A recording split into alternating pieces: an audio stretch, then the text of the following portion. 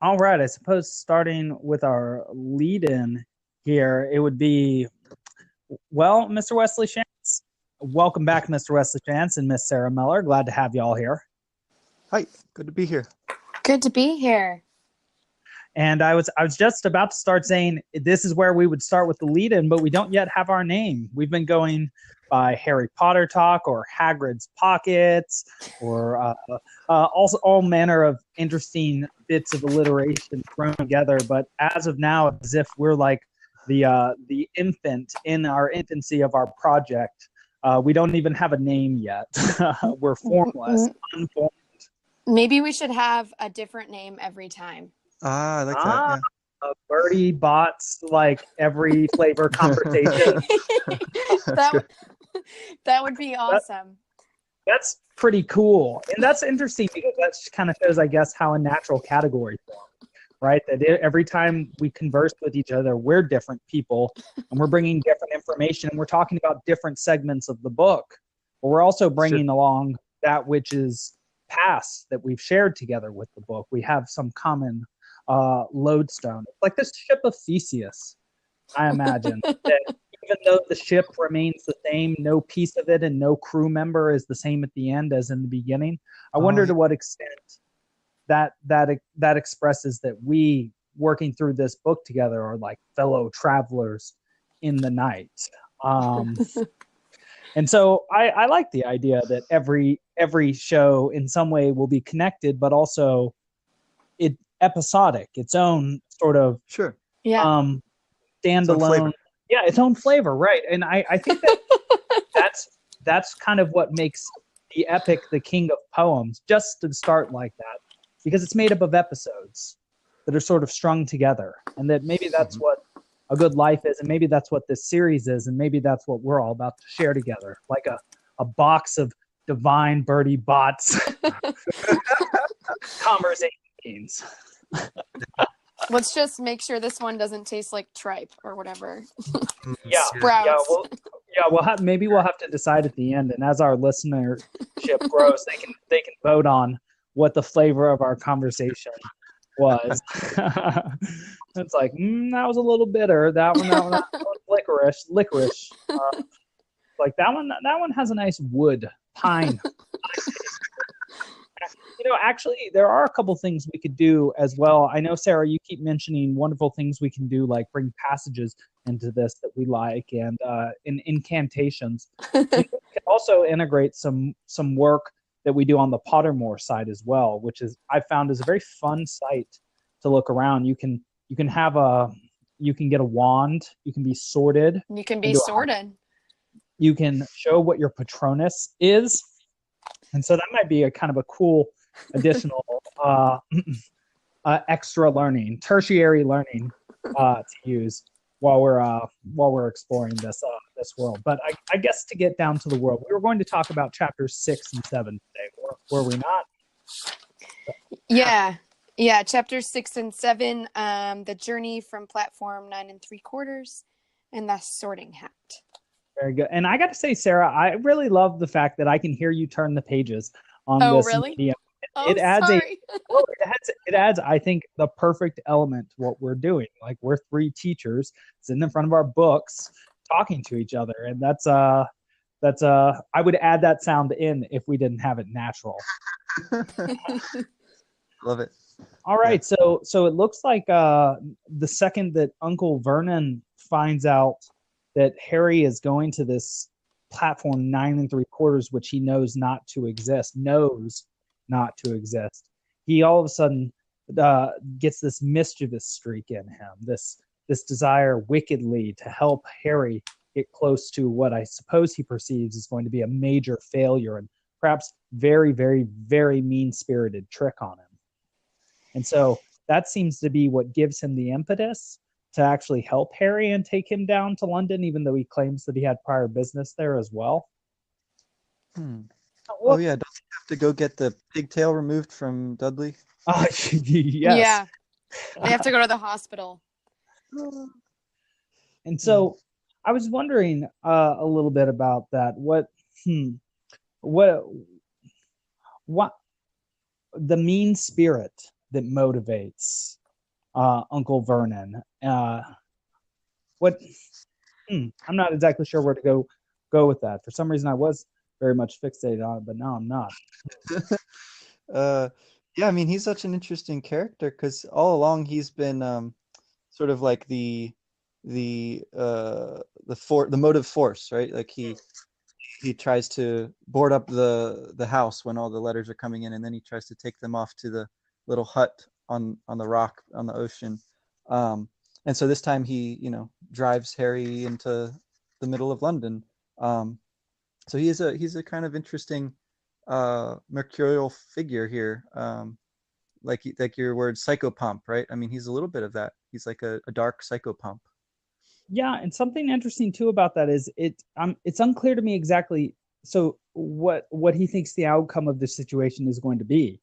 If the reason he drives Harry or includes Harry is so that he can take him to the platform where he will not have a train waiting for him because there is no platform there and Harry is stuck there, is he leaving Harry, abandoning him, or is he expecting to loop back around later in the day and then just viciously cut him down and tell him things like who would ever want you? And it's like, how malevolent is Uncle Vernon's plan there, really? Yeah, yeah. Well, he's gleeful about it all, right? He's really delighted by the trouble that Harry's in at this point, since Harry doesn't really know what's going on.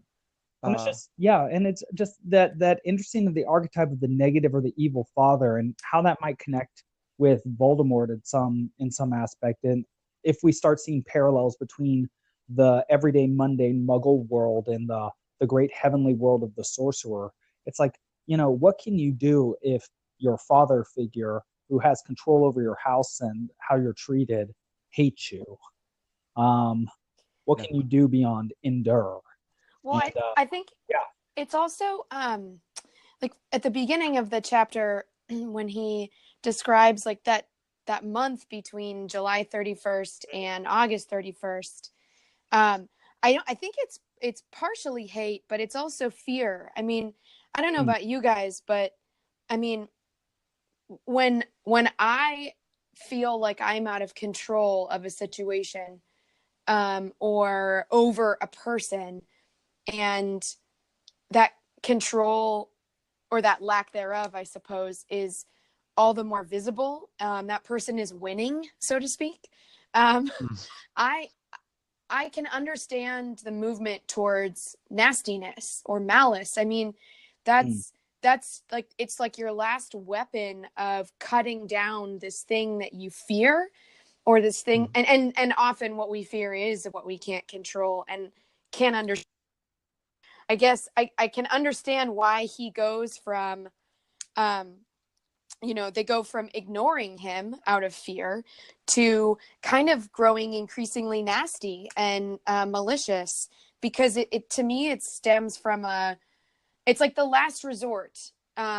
It's not rational. I don't think he actually has a plan for like what he would do 4 hours after Dudley's procedure, check and see if Harry's there, right? Like, but I think it's what we do when we know we've lost and we don't know why. That agrees perfectly with Milton's perception of Satan in Paradise Lost. That's one of the first things that he declares: better to rule in hell than to serve in heaven, completely giving in to the fact that he has been completely and utterly defeated, not only physically, substantially, but also his way of thinking has been defeated. He is definitely not the best thing in the universe. He has been cast down, and he also doesn't even have eternal place in the universe. And his only response to that is to say, I will eternally hate. And so I mean, that's brilliant what you just said, Sarah, that of course the Dursleys, now powerless over this thing they despise, would engage in malicious, or would have malice towards it. And well, then it's especially good that Harry gets out of that situation and onto this platform. But then all of a sudden, did Hagrid not tell him something? What's happening? There is no platform 9 3/4, and he asks a guard, and the guard talks about wasting time, and so he has to he has to. We all know that feeling, especially when we were young. Of, are we lost? The thing that didn't happen, that was supposed to happen, is not happening, and there's nobody that can tell me what to do. And it's like panic attack. And so all of a sudden he has to become very aware, alert, take in his surroundings, and look for clues of the magical world. And he sees these redheads that are all standing out. And here's something. Here's something about the Muggles, right? He hears their specific vocabulary. So it's because he's very aware that he picks up on their presence. And then the woman, Mrs. Weasley, that we'll find out her name later, is very kind to him and helps him on through. And he has to sort of take a leap of faith. And so what did y'all think about that? The having to figure out who to follow, who to trust, potentially blaming Hagrid for not telling him something. And the fact that he had to trust this new woman he didn't know and run potentially towards disaster, towards this brick wall. Oh yeah, I think it's a great image of a couple of things, right? On the one hand, Hagrid taking for granted that everyone knows these sorts of things, and we see that a ton in these couple chapters where the magical people like assume that everyone just like gets it. It's just totally normal. So it's like a funny inversion, right, of what we take to be normality. And then on the other hand, the image of like the way that you get to this place is by walking straight towards a blank wall and through and on through it. It's very different from like the famous wardrobe, that's like a thing that's bigger on the inside than it is on the outside. This is just like a wall, which when you walk into it is not there, which is great. I mean, it's very evocative image. That's making me want to call this podcast Pathways, and each pathway is a different one or something like that, or passages.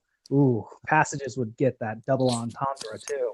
Not bad. All right, I'll keep thinking about that. Sarah, what were you thinking?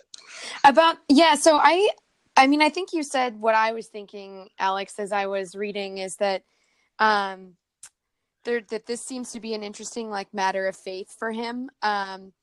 So many times in these chapters, like you said, Wes, like the very opposite of what we would expect in the Muggle world is what is true in the magical world. And again, like, I mean, he shouldn't talk to a stranger. The very opposite of what he should expect happens. And she turns out to be this really kind and generous, and we'll later find out extraordinarily strong and good woman. Which happened so soon after Mr. Dursley's malice, right? And when he gets to the platform and she give a run at it, I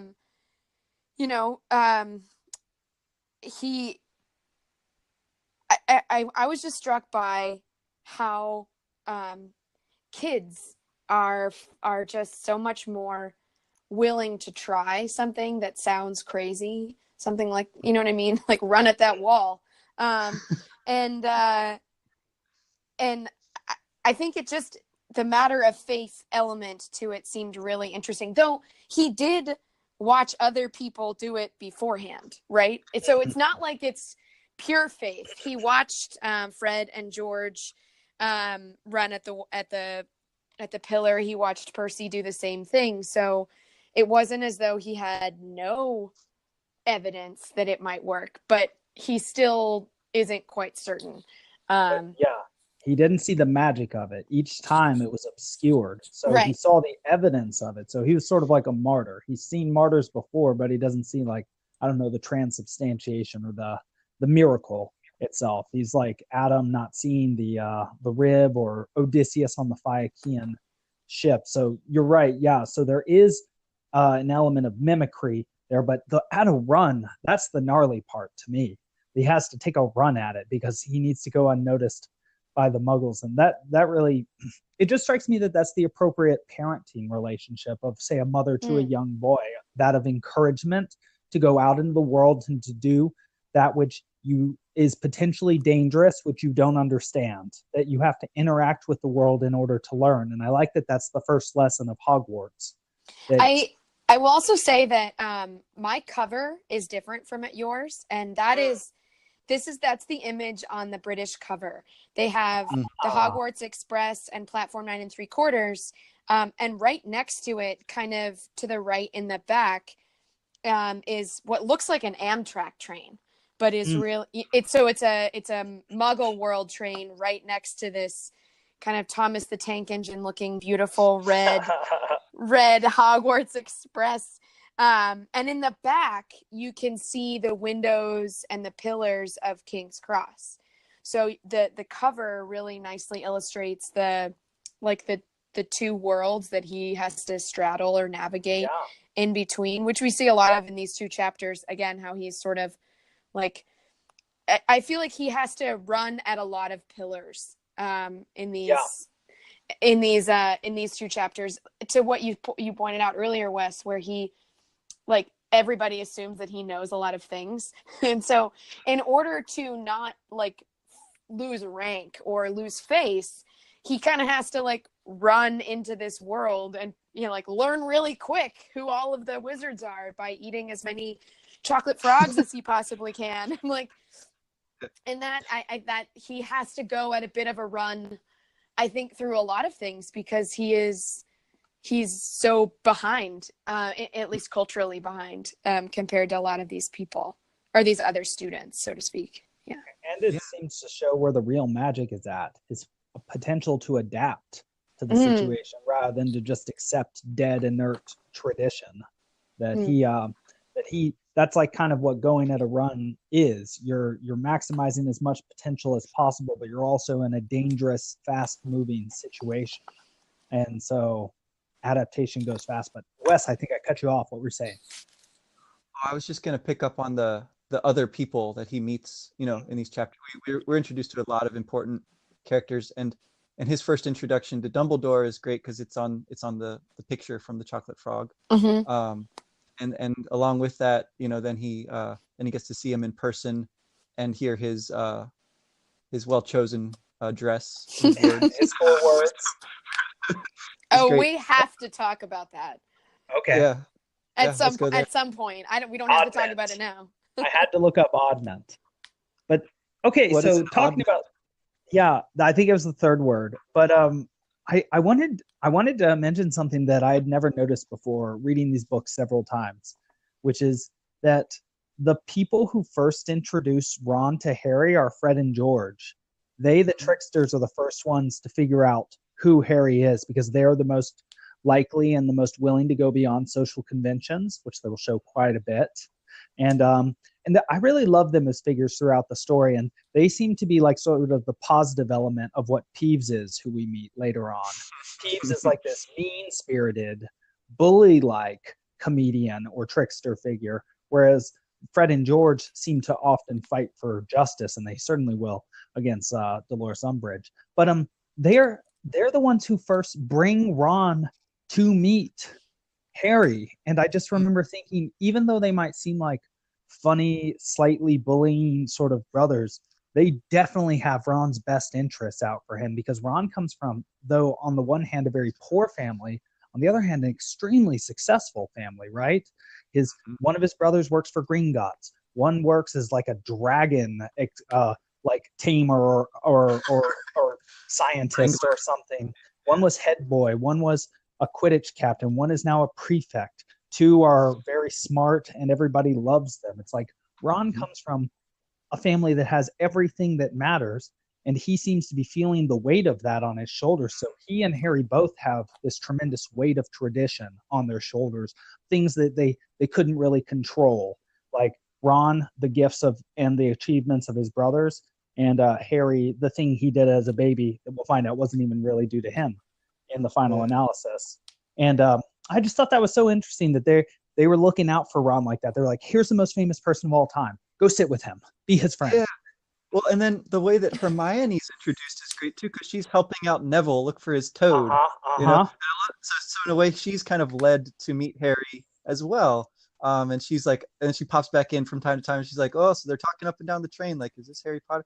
So, and that's how Malfoy comes into it too. You know, we sort of are half introduced to him somewhere else, and then he gets the full introduction later. So yeah, I think that there's something going on there where the way that she brings the characters together is very, very artful, and I think significant. Yeah, there's intention behind all of these meetings, a guiding kind of, not providence, of course, because it's just her writing the story, but again, there's like a mysterious power at work drawing these characters together. I think that's totally fair to see. And something I never noticed about Hermione that I appreciated this time giving lectures through, and that I appreciate now just, I guess, as a person who cares about being productive rather than being like a rapscallion young boy who wants to be like Harry Potter, is that Hermione makes all the right moves. She reminds me of Diomedes from the Iliad, and that she sort of symbolizes the capacity to move up a competence hierarchy, right? Because she's just as far behind as Harry. Yeah.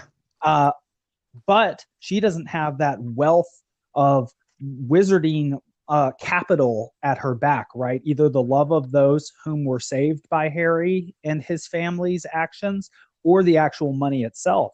And so what has she done? She's gotten all the books. She's read all the books. Now she's coming to see the actual famous person. Now she's distinguishing herself as helping an incompetent young boy, Neville. And soon she'll be talking to Percy. She sees the prefect of Gryffindor House, and she'll be talking to him about how she wants to do transfiguration. Why does she want to do transfiguration? Because that's using the Logos on the world, but also because she's in Gryffindor, who's the head of Gryffindor, Minerva McGonagall. Mm-hmm. She wants to get closest to Minerva, the symbol of wisdom, who's also teaching her favorite subject. And she wanted to be in Gryffindor in the first place because she heard that Albus Dumbledore, the headmaster, was a Gryffindor. And so she makes all the right moves. This is something I did not appreciate at all as a young human, that she is successful not only because of her gifts and her drive, but her strategizing and her implementation. She's very direct about what she wants, and she goes out and gets it. I'm very impressed by Hermione, I would say. Yeah, I don't know. I mean, she's also like, but it's also kindness, right? Like looking for Neville's toad. That's just like, well, here's someone who needs some help, and I'm like a take charge sort of person. I'll help this person with his little, and that's kind of like, it sort of bookends the whole episode, because at the very end, Hagrid, one of his pockets has got the toad in it, sure enough. Yeah, and that's true. And she's those always pockets. Yeah. They have everything. We could be pockets or passages. We're like little hobbit. Well, you did in a text message thread compare yourself to a hobbit, and so perhaps we could be living in little hobbit holes, which exist in some Dr. Seuss snowflake way within the pockets of Hagrid, and we're in some super mythosphere. And, why not? Why not?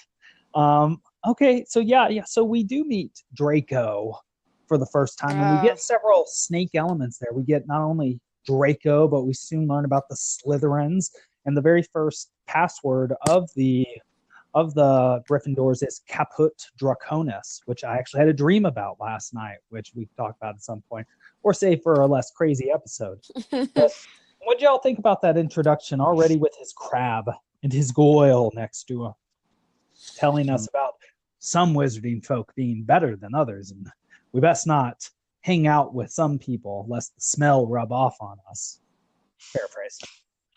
Yeah, well, I mean, you've got to have your rival character, and in some ways he's a compelling one. He's clearly influential among the kids, and he's got his flanking guardian figures. But then I like, sorry, the way the Scabbers saves the day there. I like that. Mm-hmm. So I hadn't really picked up on that before, but yeah, I thought. Yeah, I think.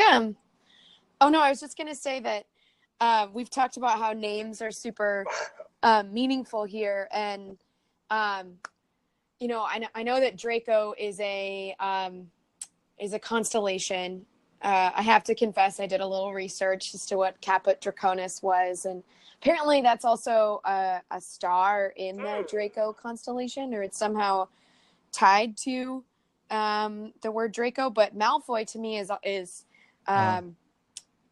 more interesting, because in I think it comes from French,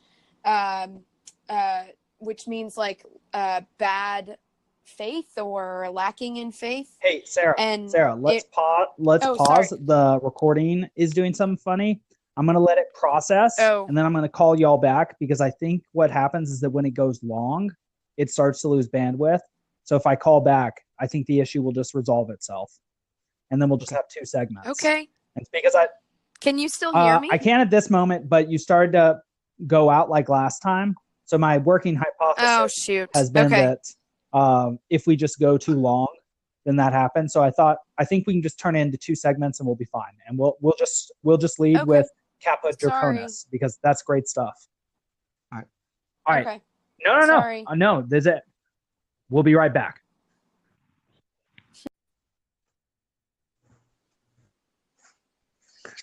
All right, so I guess we can call this part 2, Miss Sarah Miller. So we're back with all the technical issues, hopefully resolving themselves. And you were talking about the Caput Draconis. Yeah, can you hear me? Yes, I can hear you. Okay.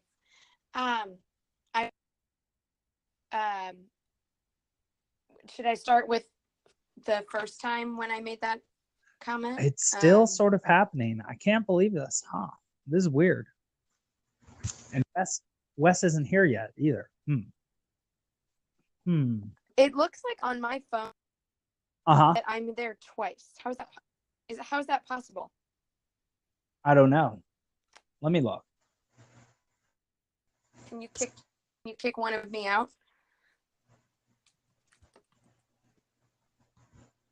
I only see one of you now. Okay.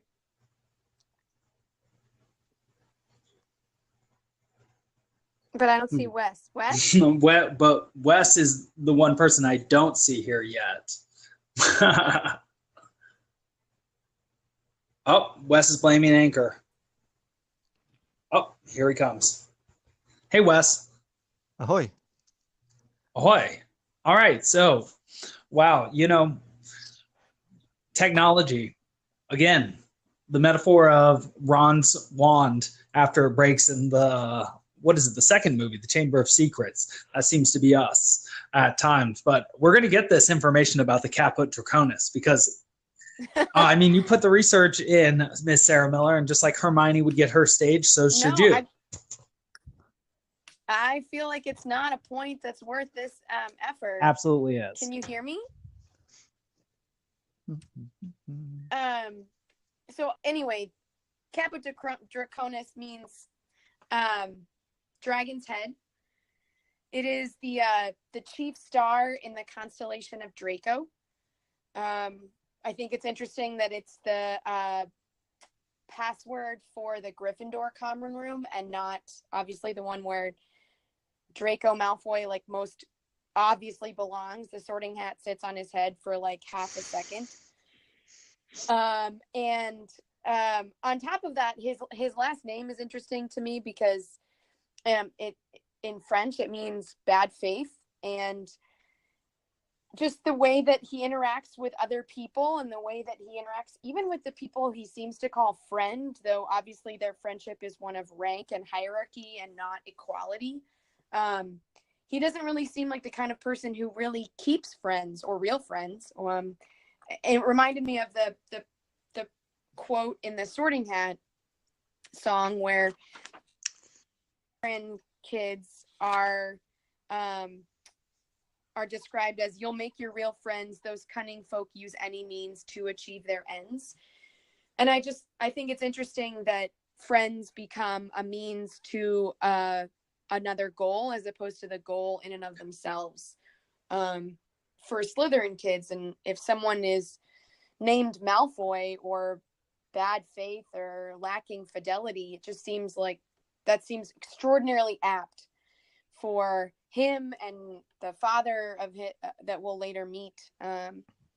Anyway, did that work? And what's interesting too about that idea of bad faith or using friends instrumentally is that seems to also mark the Slytherin and later Death Eater perspective on how to use magic and how to use spells, to use sort of like the dark side of the Force in the Star Wars mythos, to bend the Force or bend others to their will. And in fact, we'll see that one of the unforgivable curses literally does bend one to one's will, and the Cruciatus curse, and also you can bend one's will to one's will, and then of course you can make one from ashes to ashes, dust to dust as well. The great, yeah.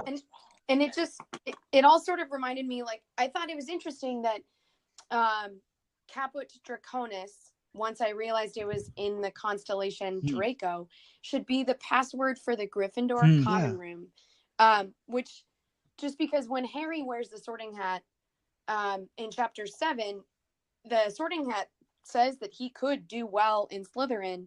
And at the end of the chapter, when they're going into the common room and like Neville can't actually like get into get through the door, he needs a leg up, he needs help, and just prior we learned that the Hufflepuff people are those who are true and just and loyal. It just made me wonder if these 4 houses are not more intimately tied to one another. Like, they seem to lift up this one virtue, but I guess this question that I know all these Reddit boards explore, and Harry Potter nerds around the world ask this question all the time, and I'm sure that there's no one right conclusion, but what do the 4 houses represent? Are they virtues at the exclusion of the others, or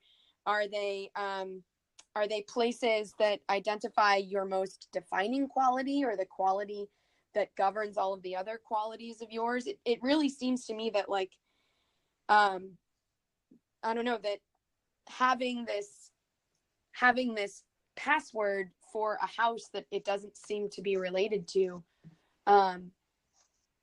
is, I don't know, that's interesting. I don't know. Well, yeah, well, just as a start on the houses, I think that they represent different temperamental aspects towards the world, shaping one's differing goals in the world, and thus one's differing perceptions, and thus one's differing focuses.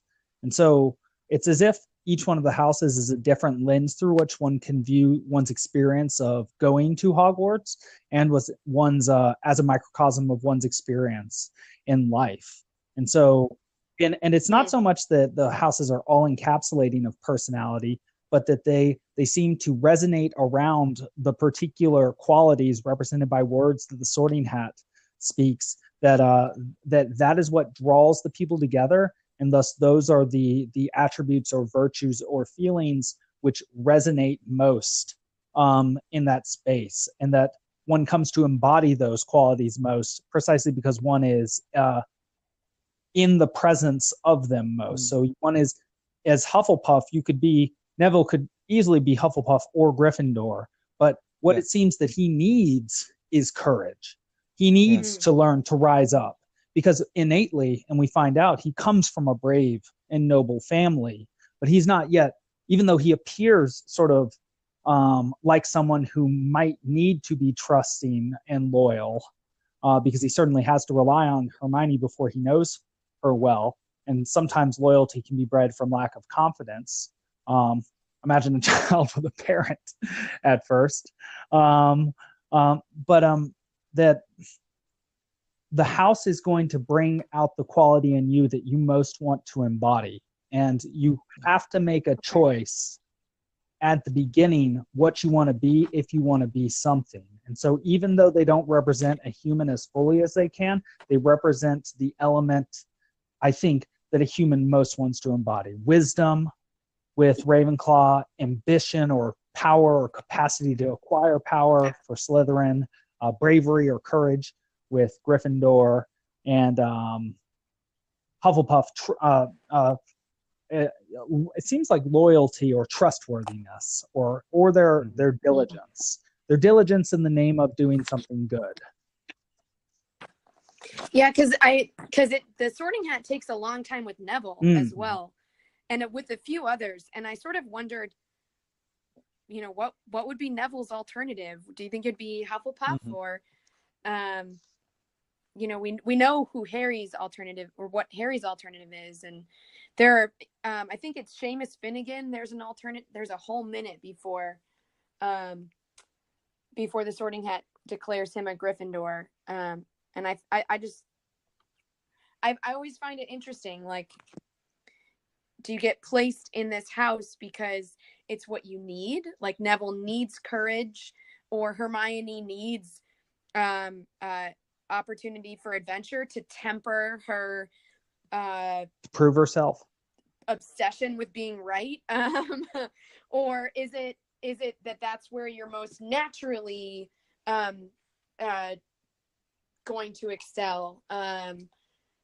Harry, for all of the fact that he didn't know where he was at King's Cross for a few minutes, he does run at the pillar because that's what you need to do. Like, that shows a level of courage and nerve that he sort of innately has, or that we've seen demonstrated a few other times and places even before he's sorted. So I find that question interesting. Well, Wes, do you think that there's an element of choice in it? Because do we see anybody who doesn't get sorted into precisely the house that they want? Like, isn't it the case Ron wants to be Gryffindor? Draco definitely wants to be Slytherin, immediately Slytherin. Hermione wants to be Gryffindor. Harry seems to have conscribed options. It's either Gryffindor or Slytherin, though it says he has not a bad mind either, but it seems that Gryffindor or Slytherin are the big ones, and he says not Slytherin. So it's got to be Gryffindor.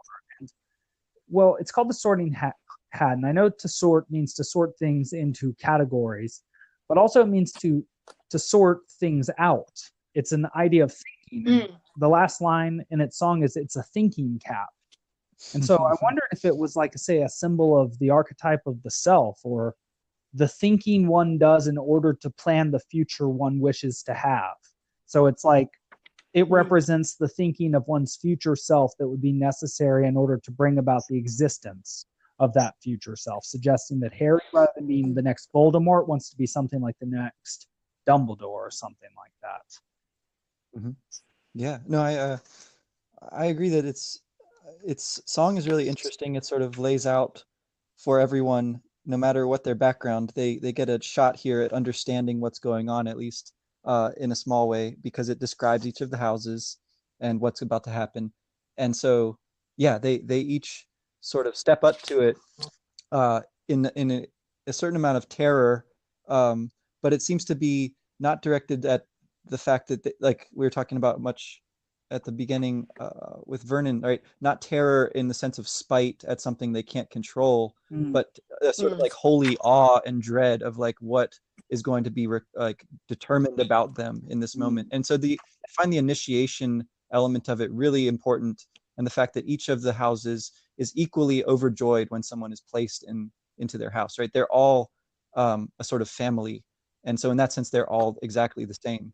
And in the ways that they differ, it's so that there's this kind of like lively competition within the school. This kind of like creative tension is institutionalized rather than being underground, which I think is just brilliant, and clearly works really well. And you're right about it being sort of a mysterious initiation, right? Because it does partake of both the mysterious tremendum, or that which is potentially terrifying and tremendous, as well as the mysterium fascinans. What's that hat? How does it work? What does it do? And also, what does it do? It goes over your eyes, right? It blinds you. And then you take it off your head, and then you see again, but you see now as the house you are in. Rather than unformed, you now have direction. You have a place to go where you now belong. You have been initiated not only into the school, but into your specific house, not only into a society, but a sub-society, which helps you to understand your individual place as well. Which it's interesting to what extent hats take a role in initiations, right? Like when we graduate, we move the tassel from one side to the other, and then we throw our hats in the air, indicating that now we are the masters. We have our free wills. We no longer need to be subjected by teachers. And well, and various other hats. So, like if we were the Pope, you wear a particular hat. If you're the demagogue of a certain state, you wear a hat. If you're a baseball player, you wear a hat to show which team you're on. We even do that when we're walking around the streets. And so it's as if you get to choose your hat, like you get to choose the direction you wish to go. And then within that larger destiny that you choose at the beginning, you also choose your individual, you make your individual choices as well. I was just going to say, if I could just add a little bit to that, like from other moments in what we read for today, when Harry runs at the platform, his eyes are closed. Yes. And then he moves through magically, and he opens his eyes and he sees things and he feels safe and welcome. And then again, when they get off the train and the first years go with Hagrid, it's described that they go down this very steep, narrow, dark path, and nobody really knew where they were going. Nobody said much. And Hagrid reminds them that they'll all have their first sight of Hogwarts in a minute. And there's this loud, ooh, like a sound of awe and wonder as the narrow path turns and they open suddenly right at the Great Lake, just in front of those boats that they all have to go into 4 at a time. Perched atop a high mountain on the other side, its windows sparkling in the starry sky, was a vast castle with many turrets and towers. And they all have this experience of awe. And as they get into the boats and they make their way across, they all have to bend their heads a little bit to get underneath some bridge or through a tunnel or something that seems to be taking them right underneath the castle, which seems to be like a moment where they have to all together bow in a way. It's almost sacred. It reminds me of the way people enter a church and like bow their heads, put the sign of the cross on their body and like make their way into a pew. But just I wanted to bring up those two other examples of people going from a lack of sight to being able to see, but they see themselves as now a member of a new group. So now he gets to platform 9 3/4 and he's really in the magical world, and then he's in the world of Hogwarts, and then he's in a family. It's like I think that what you brought up, Alex, of the Sorting Hat blinding them and then giving them a chance to see differently, that to me also is kind of a nice metaphor for what education is that you draw someone into a moment where they don't understand something, and then give kids the tools to figure out a way to give themselves sight. Right. And I like the idea that they all had to put their heads down as they came beneath the bottom of Hogwarts, indicating that they're submitting themselves to the education. That in order to see the heights, one must first see the depths, the fundament of something, and that the fundamental aspect of developing one's intellect is that one must submit oneself to an education, to a rigorous process of problem solving, so that one can go from seeing the darkness below the castle to eventually seeing the stars, which are represented above. And I love that it's actually represented as the stars are represented above. They're representations of the stars. They're not the stars themselves. They're bewitchment, in the same way that our thoughts are reflections of reality, not reality itself. And so that for an education, one must submit one's will to develop one's intellect. That seems to be the idea at a magical school as well as a regular school, that you must become unfree first in order to to have true freedom of the will, to master it by means of one's intellect. And it's so often at the beginning of this education, they are going from blind to seeing, in the same way that all throughout their education, they will be going from blind to seeing, ideally. Yeah. Well, there's the talk about seeing and things makes me think about the moment when Harry sees Quirrell and Snape talking, and he gets the green flash when Quirrell's when Dumbledore's teacher looked past Quirrell's turban straight into Harry's eyes, a sharp, hot pain shot across the scar on Harry's forehead. What is it? Asked Percy. No, nothing. So he thinks he knows, you know, he thinks he knows who's responsible for this green flash, but of course, it's so delightfully not who he expects that causes it. Yeah. Yeah, I was really interested in whether that was like a non-causa pro causa, in that it is actually the Voldemort behind the purple turban that causes the pain in Harry's head, but he does also see the direct gaze of Snape as well, and it's almost as if what it's supposed to suggest is how we project in the image of evil without understanding what evil is, and we thus miss the mark. Yeah. And when we get his dream at the end of this chapter, he first has the purple turban on his head, not the Sorting Hat giving him a choice, but telling him, Slytherin, you have to change to Slytherin. It gets tighter and tighter tyrannically. And then he sees first Draco, who's a minor manifestation of the shadow or the evil, that which we see evil in. And then it's Snape, who seemed to cause this pain in his lightning bolt. But again, the ultimate manifestation he doesn't yet see. Voldemort. He can't even conceptualize. He doesn't orient correctly yet in order to see it. So he can only see the minor manifestations, potentially because he still sees them where? Outside himself, right? And ultimately he'll get sort of a lesson like that, right, by the end, because Voldemort will not exist outside of a person in a disembodied way. He will be embodied in someone's head, literally speaking. As an idea, or as a controlling idea. And just something interesting I thought about that was that seems to be what Quirrell failed to do that Harry did do. That Harry fights that tyrannical, evil, dark idea that makes one a servant of Voldemort or a dark wizard, whereas Quirrell seems to have not had the strength of will or even the correct intent. Perhaps he was a student of dark magic because he wanted to be a great dark wizard, not something inappropriate to imagine, I think. But that, well, that's what I had to say on that. What do you guys think about Dumbledore's words before the banquet, or the banquet itself? Yeah.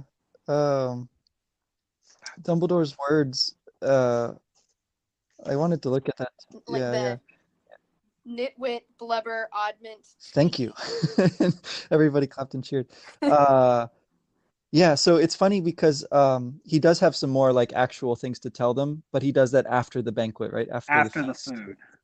And then Harry does laugh, and he's not supposed to, right? So Harry's not sure whether to laugh or not at first. It seems acceptable to laugh. And then he does laugh when he's told, you'll die a grisly death if you go down this hall. Harry laughs because he thinks it must be a joke, and no one else does. Very few people do. So, yeah, I found the parallel there really, really very interesting. Part of what Dumbledore's fascination is you can't tell when he's being serious. Right. He's like a trickster in the old wise man figure. And something interesting, too, is that he only says 4 words, and he seems to understand that nobody wants to be hearing some words right now. They want to be eating some food. And then so he saves the real information for when they can actually focus on him, when they're satiated. So he understands something about human nature there. But something that Eric Neumann claims in this book that we're both reading, The Origin and History of Consciousness, is that when one is going through the individuation process, or the process of becoming who one is. And we might see that the Harry Potter series is a process by which, or through which, Harry comes to understand himself in this new world. You see the symbol of 4 often. And so I'm just kind of trying to keep track of where we see 4, like 4 balls in Quidditch, 4 houses, 4 poster beds, a 4-step stool that the Sorting Hat finds itself on, and also these 4 words as well, right? And I think in my lectures I tried to connect them. I don't know what I tried to connect them to, honestly, Um, I yeah, go I on. think that they are related. I think that they're related to the four I was houses. wondering about that. Though I can't quite figure out the last one. But to me, so it's after the sorting has happened and we've been told what the virtues are of each of these houses, or what the things are that they treasure. So I read nitwit as to be like the thing that a Ravenclaw would be terrified of being Right. called. Yeah, I was thinking that. Or blubber, to me, all I think of is like whale fat.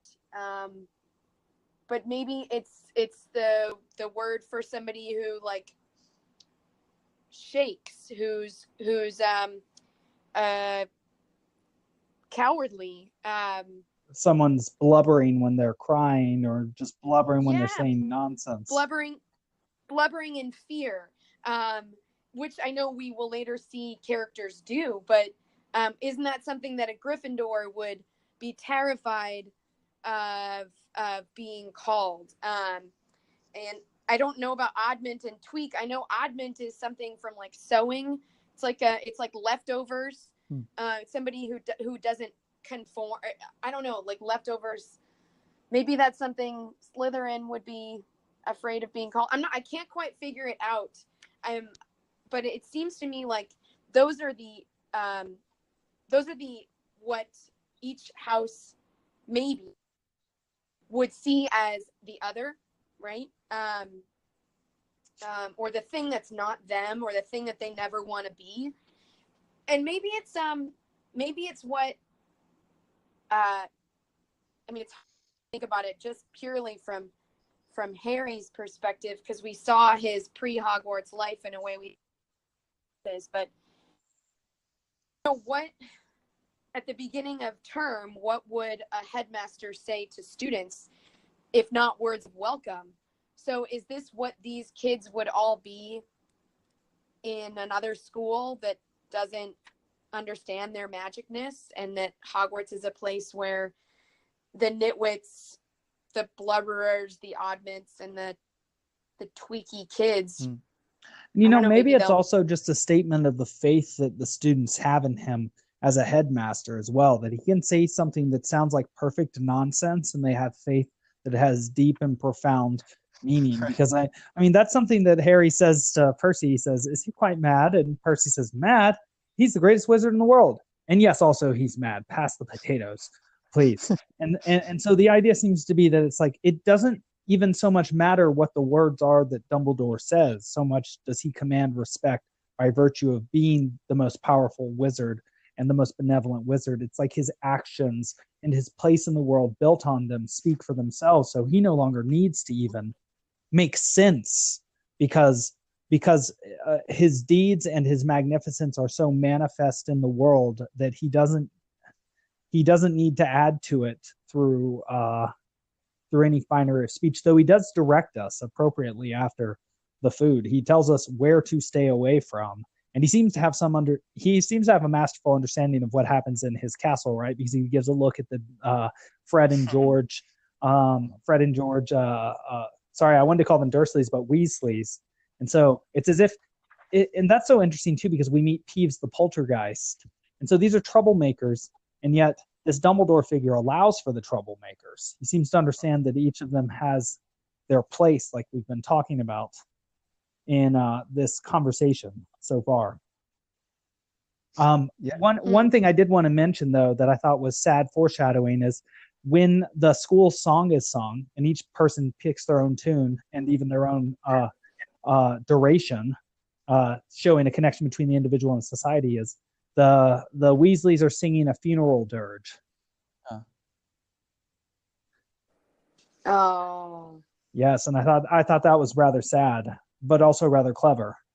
And they took the longest. And Dumbledore conducts their last few lines with his wand, and he remarks that music is a magic beyond all they do at Hogwarts. So I found that really, really striking. The walking sticks, what did you guys make of that? I don't remember if that's significant. You brought up Peeves. He's carrying a bundle of walking sticks, and then he starts launching them and cackles. that about? Well, just as sort of a simple perspective on it, just when I was giving my lecture, I thought that that sort of showed the value of being in a group, of now being as part of a house or being part of a society. That it brought up the old folk tale of the father who gave his son sticks, and each one of the sticks taken alone could easily be broken, but when you place them all together, it makes it harder to break any one of them as well. And that sort of the idea was that like any one of you could be taken out by me if caught alone, but working together, you can defeat the evil spirits. And just some interesting is I don't know if you get the same pictures on yours, Sarah, on the British version, but in the American version, he sort of looks like a floating like lama or Brahma or Buddhist figure. He's sitting in this sort of levitating position like you would describe to like a master of yoga. Yeah. And so he's both the figure of like the poltergeist or the trickster or the fool, but also of the wise person as well. So like even he has a lesson to teach, and it seems to be something like, well, I think that's part of the lesson at least. The fact that he throws, yeah. Wait, you guys have pictures? American readers need pictures. Yeah, probably true. There are no pictures in my version. That's funny. That's funny. That British austerity there, and our American lack of attention. We just sit and stare at the pictures. We don't even do the reading. Wes and I have been waiting for this the whole time. How did you understand it, Wes? Uruguay just scored. Sorry, I was watching Uruguay score a goal just now. It was great. Oh, that's so exciting. The pictures. Are you're rooting for Uruguay, yes. right? Oh, right, yes. Okay, good. Me too. Okay, Me too. So for the Quidditch World Cup, go Uruguay. I think that they are interesting in that they sort of cue you into something to watch for in the chapter. You know, the previous one was the picture of Dumbledore and the frog, the chocolate toad, and then it's a creative, I think, way to sort of like lead you into the next chapter, because they're not always like particularly strong cliffhangers really at the end of these. It's not like necessarily going to keep you turning the pages all on its own. So here's like something very interesting to look ahead to.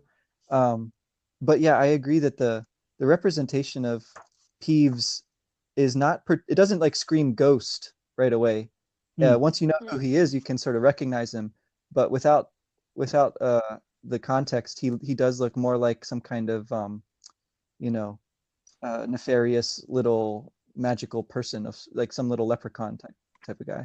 His curly toed boots are great. Yeah, and just looking at him, he seems to have no connection to the Sorting Hat itself. And so I wonder if what he's trying to emphasize, and perhaps he shows himself to each one of the houses, is that now that they have a direction, now that they have formed into their houses, they will have a specific set of obstacles that they will face between them and their goals. And those obstacles will be particular to which house they're in, because their goals will be particular to which house they're in. Yeah, what were you saying?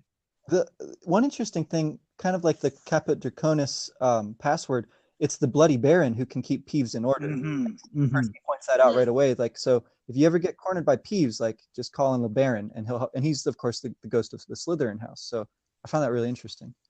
Yeah, why do you think of all? I mean, so we do meet several ghosts, right? We meet the Fat Friar, who's actually the first one to introduce himself, and to all the first years, and to try and make them feel sort of comfortable, and he sort of has a comfortable and accepting look about him. We also meet our nearly headless Nick, who's the Gryffindor head of house, and he's asked, I think by Seamus, "Hey, how can you be nearly headless?" And he shows him by pulling his head almost off. And I wondered to what extent that represented the fact that Gryffindor should keep in mind that how close you can come to success as a hero, but also how close you are to failure as well. That he's a representation of coming up short as a hero. Right. And in fact, we'll see in the Halloween celebrations he's not accepted to the headless ball because he is only nearly headless. He didn't follow through completely, or at least the blade that cut his head off didn't follow through completely.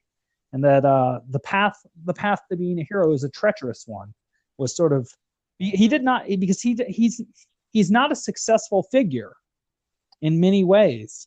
He's not one that the students seem to look up to, and he seems to have some resentment or mopiness about him. And so I don't know. I wondered if he's sort of like the Bloody Baron too, obviously bloody because of some coup trespassed upon him, possibly because he was cruel or something like that. And then of course we know that is not the Ravenclaw, the Ravenclaw's ghost, the daughter of Rowena Ravenclaw, who died under Helena, right? Helena. Who died under mysterious circumstances, or something like that. And so each of these ghosts, something having to do with the Bloody Baron, they have a past. Yes, and so each of these ghosts seems to be sort of like a reminder from the past, an embodied story of how things can go wrong for you in your house if you don't keep the course, if you don't keep the faith, like you said.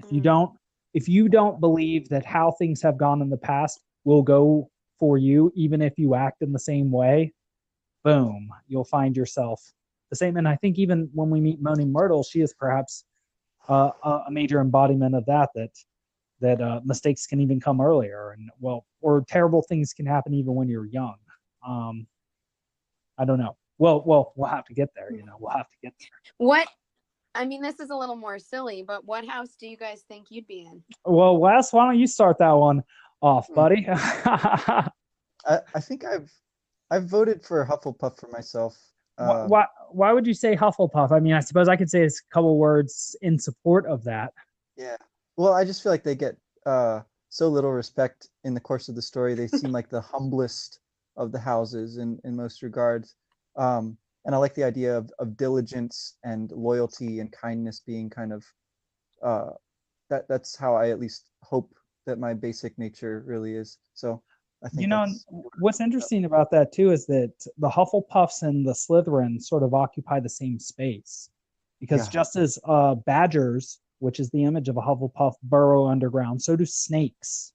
And in fact, I believe in Hogwarts, I know that the Slytherin house, which we get to go to, is down in the cellars. I believe that the Hufflepuffs are also downstairs near the kitchens. I think so. And so they're sort of a representation of like Hestia, and I'm always near food if I can. That is true. You can out-eat anybody I've ever met, and you are very trustworthy and loyal too, because you've done a lot of these podcasts and you keep trugging along. And so maybe what makes you so good at eating food and doing podcasts is that loyal streak in you. And I mean, you were just rooting for Uruguay, and you lived there, I think around 10 years ago, 8 years ago now? Yeah, almost a decade now, but man, they're all gonna right. win. So yeah, Sarah, what do you think you would be in? Well, I don't know. I have a hard time placing myself. I mean, actually, Wes, J.K. Rowling has said that she thinks the Hufflepuffs are the best, and that if she could sort her children into one, she'd want them to be in Hufflepuff. I think like my better angels, if I were like the best version of myself all the time, I think I would be in Hufflepuff. But I think the truth is, I'm probably not I'm not kind enough, I don't think, to be in Hufflepuff. I think there's like a I don't know, because I don't see myself in Slytherin, and I don't say that just because they're the villains, but I just don't see myself as ambitious, and I don't think I like crave, nor do I enjoy wielding power. I want to say like Ravenclaw, but I also like am not, I don't know.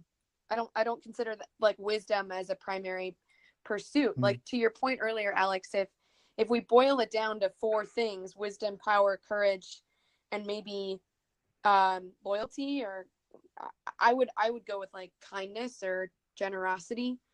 I guess I might belong in Hufflepuff, but I don't see myself as really that wise or brave or powerful. It's like Hufflepuff by default. I know Sarah is all houses. Quiz, but Yeah, right. I've taken the Pottermore quiz. I made my students do that as like a second semester seniors. You know, they're not really interested in anything else. And I think they tell you that you can be a hybrid. And I think I was a hybrid Huffledore or like Griffin Puff or something like that. Gosh, chimeras.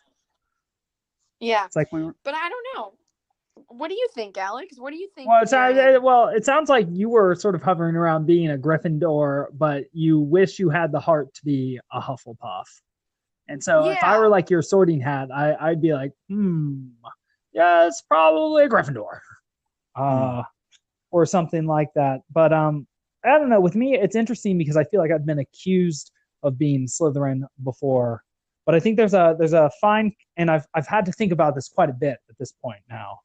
Because I used to identify as a Gryffindor and identified for some time as a Slytherin because of a particular college party I went to that was Harry Potter themed. But now I think it's probably Gryffindor again because I think because I care more about the game and competing than winning the game necessarily or even the game ending. And that's something that I think that the Slytherins can miss. In their attempt to bring about victory or domination, they can destroy the game. They can take it out of equilibration. I think quite a bit of Lucius Malfoy. It's like Lucius wants to bring about the Dark Lord again because he thinks he will be even safer and have even more power then. But it turns out that he has all the power he has precisely because of the system he finds himself in now. He has all these protections. He's a noble. He has everything. There's no reason for him to want the Dark Lord to come back, so that when he uses these means, and it's not him that brings Voldemort back, but when he supports him, he also supports the force that destroys the system that has given him everything that he has. And so that's something I appreciate more about like a Gryffindor, or more about like, say, a game than like, say, a street fight. That it's not just about proving domination or winning, but about expressing skill and adapting to the situation within the rules in a way that enables you to continue to play such a game over and over again with variations over time. And I think that's sort of what the Gryffindors are about. That's why they have a sword. And the sword is also itself a symbol of the Logos, or the intellect. And the Logos, or the intellect, is developed by encountering problems.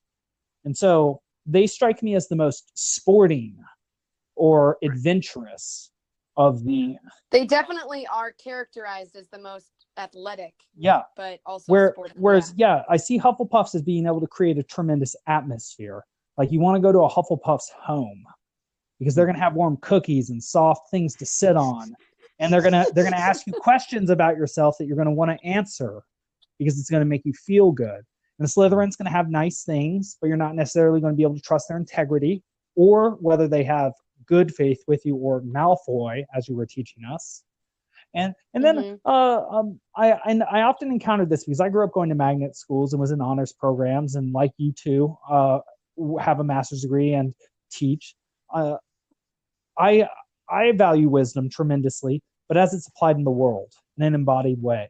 The idea of, like, say, being a librarian or a bookshop owner, there's something I like about it, but there's also something dusty about it, something that's just not suited to my active temperament. It's which is, I would say, also why I find myself as sort of a hybrid podcaster and teacher and not scholar at a university as well. That I prefer the idea of the Indiana Jones than to the Stephen Hawking or Noam Chomsky, for that matter. And so I've thought about that a lot. And so I just, and I even like wearing red too. I have red shoes on right now and a red shirt. And I'm sitting in front of Carl Jung's The Red Book. That's a really good distillation. Not the more that you describe it, I do not see myself as a Gryffindor. Well, that's only my perception of it too. That might not be how it is for everybody, because think of Neville. I do like your description of. I definitely like the pursuit of truth, but not in a vacuum. I don't see myself in academia. I think its utility is definitely. I'm more interested in how the pursuit of truth or wisdom can be applied. I really liked that idea, like prudence as an important question. But I don't know. I don't know that I want to be known as somebody who's, I don't know. Brave is not something that I aim for. I don't know. Well, I'm not convinced. Well, maybe we'll learn. Well, so just like a terrible teacher like all of us, and a terrible class and a terrible conversation is, we're left with more questions at the end than at the beginning. Not only do we still not know our name, house Sarah Miller is in. And so I was wondering for next time, y'all, whether you wanted to take on a slightly bigger chunk, only because the next 4 chapters are all really interesting introductions. So we have the Potions Master, 8, 9, the Midnight Duel, and those are pretty short. 10, Halloween, which I really want to see, and I would stop there, but 11 is Quidditch. Yeah, sounds good. Yeah, and so we can hash out the further details, but I would think Tuesday or Wednesday next week would be great, unless we have any travel plans going on. Sounds good to me. Or anything else. Yeah, it was another wonderful conversation with you two. Sounds another good. Wonderful passage to go down, another wonderful flavor of the Birdie's Bots, Hagrid's Pockets, many passages of Harry Potter that we find ourselves in. I wonder what the taste was today. Hopefully it was refreshing, so maybe there's some elements of mint or something tasty in there. Strawberry mint. Yeah. Let's go with that. Strawberry mint? Okay. Speaking of hybrids. All right. Well, until next time. Talk to y'all soon. All right. Take it easy. See ya. The podcast you just heard was published with Anchor. Got something you want to say to the creator of this show? Send them a voice message using the Anchor app, free for iOS and Android.